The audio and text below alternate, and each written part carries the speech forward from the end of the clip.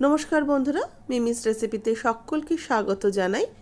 আমি আজকে যে রেসিপিটা আপনাদের সাথে শেয়ার করব সেটা হলো চিড়ের পোলাও।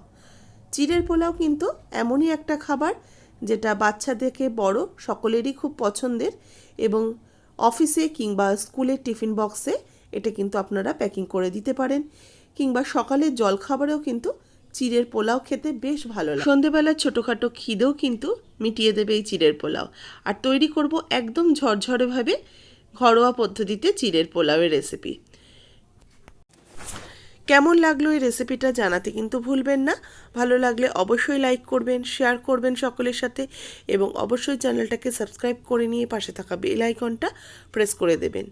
নতুন বন্ধুদের স্বাগত জানিয়ে পুরনো বন্ধুদের পাশে থাকার জন্য ধন্যবাদ জানিয়ে শুরু করব আজকের recipe. Welcome to Mimi's recipes.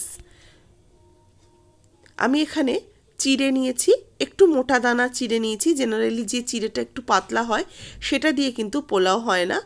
এবার এই চিড়েটাকে আমি একটা ছড়ানো বোলে, একটু বড় বোলে নিয়ে নিচ্ছি। সবসময় চিড়ের পোলাও একটু মোটা ধরনের চিড়ে দিয়েই তৈরি করতে হবে। এই চিড়েটার মধ্যে আমি জল দিয়ে দিচ্ছি। জল দিয়ে চিড়েটাকে 3-4 বার ভালো করে ধুয়ে নেব, যতক্ষণ না চিড়েটার থেকে পরিষ্কার জল বেরিয়ে আসছে। চিড়ের মধ্যে বিভিন্ন রকমের কিন্তু ধান বা ময়লা ধুলো থাকে, সেগুলো অবশ্যই ভালো করে ধুয়ে নেবেন 3-4 বার। চিড়েটা ভালো করে ধুয়ে নিয়ে আমি এরকম একটা ছিদ্রযুক্ত থালার মধ্যে বা স্ট্রেনারের মধ্যে এগুলোকে ছড়িয়ে রেখে দেবো, যাতে এক্সট্রা জলটাও পড়ে যায়, এবং চিড়েটা যেহেতু ভেজা খুব নরম না হয়ে যায়, সেই জন্য এইভাবে ছড়িয়ে রাখতে হবে চিড়েটাকে। এবার কড়াইয়ের মধ্যে দিয়ে দিচ্ছি ভেজিটেবিল অয়েল। তেলটা একটু গরম হয়ে গেলে আমি এখানে চিনেবাদাম নিয়েছি, কাঁচা চিনেবাদাম খোসা শুদ্ধ, সেটাকে একটু ভেজে নেব। চিনেবাদামটাকে একটু সুন্দর, যখন চিনেবাদাম থেকে একটা ফ্লেভার বেরোবে বাদাম ভাজার, ততক্ষণ ভালো করে ভেজে নেব।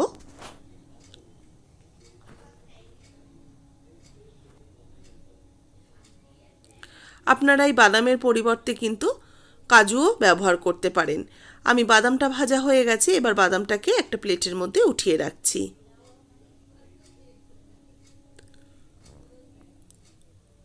এবার ওই তেলের মধ্যেই দিয়ে দিচ্ছি গোটা গরম মশলা, একটা এলাচ, এক টুকরো ছোট্ট দারচিনি আর 2টো লবঙ্গ, আর একটা দিলাম তেজপাতা। ফোড়নটা কয়েক সেকেন্ড নাড়াচাড়া করে এর মধ্যে দিয়ে দেবো ছোটো ছোটো করে কেটে রাখা আলু। তার সাথে দেব ফুলকপি, ফুলকপিগুলোকে ছোটো ছোটো করে ফুলগুলোকে কেটে রেখে দিয়েছি, আর দেব ছোটো করে কাটা গাজর, তার সাথে দেব কড়াইশুঁটি। আপনারা সবজিটা কিন্তু নিজেদের পছন্দ অনুযায়ী বিভিন্ন রকম সবজি ব্যবহার করতে পারেন। ক্যাপসিকাম কিংবা বিনসও আপনারা ছোটো ছোটো করে কেটে দিতে পারেন।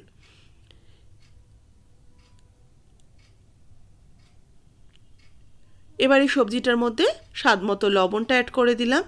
লবণ দিলে সবজিটাও কিন্তু তাড়াতাড়ি ভাজা হয়ে যাবে এবং সফটও হয়ে যাবে, সেই জন্য একেবারে আমি স্বাদ মতো লবণটা অ্যাড করে নাড়াচাড়া করে রেখে দিলাম। দেখুন বেশ ভাজা ভাজা হয়ে এসছে সবজিটা, এবং একটু নরমও হয়ে গেছে। এবার এর মধ্যে দিয়ে দেবো হলুদ গুঁড়ো। আমি 1/2 টিস্পুন হলুদ গুঁড়ো দিলাম। স্বাদ মতো চিনি দেব, যেহেতু এটা চিড়ের পোলাও একটু মিষ্টি মিষ্টি হয়, আমি 2 চামচের মতো চিনি দিলাম, আর সামান্য একটু জলের ছিটা দিলাম হাত দিয়ে। তাহলে কি হবে, চিনিটা চট করে পুড়ে যাবে না, চিনিটা খুব সুন্দরভাবে মেল্ট হয়ে যাবে। এবার এর মধ্যে দিয়ে দিচ্ছি কিশমিশ। আমি 10-12টা মতো কিশমিশ অ্যাড করলাম। এবার দিয়ে দেবো কারি পাতা। আমি কয়েকটা কারি পাতা ধুয়ে দিয়ে দিলাম। প্রথম দিকে দিলে ভীষণ চড়বড় করে বলে আমি এই সময় কারি পাতাটা অ্যাড করলাম। এবার এই সোপ করা যে চিড়েটা ছিল সেই চিড়েটা আমি দিয়ে দিলাম। চিড়েটা দিয়ে ভালো করে এবার মিক্সড করতে থাকবো। দেখবেন এই চিড়ের পোলাওটা কিন্তু একদম ঝরঝরে, একদম যেন মনে হবে ভাতের পোলাও, ঠিক এইভাবে তৈরি হবে। হালকা হাতে ভালো করে মিক্সড করে নিয়ে এবার এর মধ্যে কয়েকটা কাঁচা লঙ্কা কোচানো দিয়ে দিলাম। এখানে আমি একটাই কাঁচা লঙ্কা দিয়েছি, ঝালটা নিজেরা টেস্ট অনুযায়ী অ্যাড করবেন। তবে অবশ্যই কিন্তু লো ফ্লেমে এটাকে মিক্সড করতে হবে। এবার দিয়ে দিচ্ছি আমি ভেজে রাখা চিনেবাদামগুলো। বাদামটা দিয়েও ভালো করে মিক্সড করে নিলাম। এবার দিয়ে দেবো এক টুকরো পাতিলেবুর রস। এই পাতিলেবুর রসেই কিন্তু একদম চিড়ের পোলাওয়ের টেস্টটা বেশ চেঞ্জ হয়ে যাবে। পাতিলেবুর রসটা চিপে দেওয়ার পরও ভালো করে হালকা হাতে মিশিয়ে নিচ্ছি। চিড়ের পোলাও ঝরঝরে করার এইটাই টিপস। একটা করে উপকরণ দেব আর একটু করে নাড়াচাড়া করতে থাকবো। দিয়ে দিলাম অল্প একটু ঘি, হাফ টিস্পুনের মতো ঘি দিয়ে ভালো করে ঘিটাকেও চিড়ের পোলাওয়ের সাথে মিক্সড করে নেব। আমার কিন্তু চিড়ের পোলাও ঝরঝরেভাবে তৈরি হয়ে গেছে। এবার গ্যাসের ফ্লেমটাকে অফ করে আমি নামিয়ে সার্ভ করে নিচ্ছি। দেখুন পোলাও কিন্তু তৈরি হয়ে গেছে। কেমন লাগলো রেসিপিটা জানাতে ভুলবেন না। ভালো লাগলে লাইক করবেন, শেয়ার করবেন, প্রচুর প্রচুর করে কমেন্টস করে জানাতে ভুলবেন না। এবং অবশ্যই আমি যেভাবে করলাম বাড়িতে একবার তৈরি করে দেখবেন। আর নতুন বন্ধু হয়ে থাকলে চ্যানেলটাকে সাবস্ক্রাইব করে নিয়ে পাশে থাকা বেল আইকনটা অবশ্যই প্রেস করে দেবেন। অন্য কোনো রেসিপির সাথে অবশ্যই দেখা হচ্ছে। ভালো থাকবেন, সুস্থ থাকবেন, ধন্যবাদ।